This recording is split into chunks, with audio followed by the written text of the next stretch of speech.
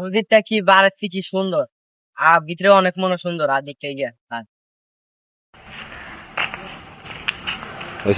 একটা মুরব্বীর গেছে মসজিদটা চালু হয়েছিল।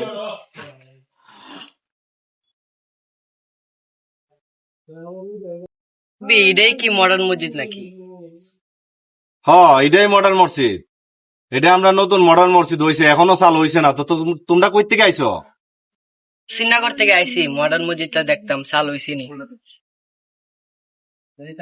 দেখছো নি ফুলামান এখন ঘুরার সময়, অন্য অন্য ফুলামান তো মনে হয় পার্কে উঠে গেছে গা। এরা নাসিরনগর থেকে আইছে মডার্ন মসজিদ দেখতো।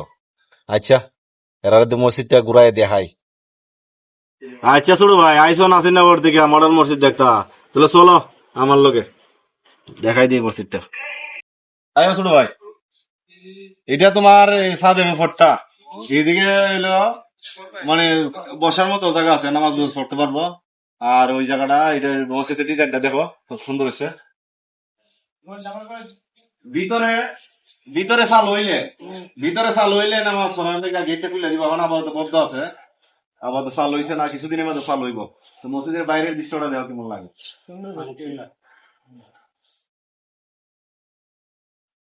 তো আসলে আল্লাহর ঘর মসজিদ কে না দেখতে চায়?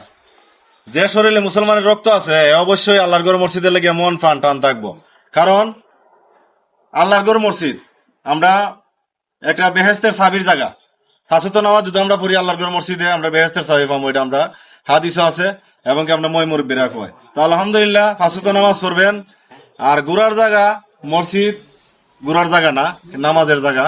তারপরে মডার্ন মসজিদ বাংলাদেশের সরকার এটা সরকারি ভাবে করে দিছে, দেখার মতো জায়গা। আসেন সবাই, আমরা সবাই মিলেমিশে নামাজ পড়ি।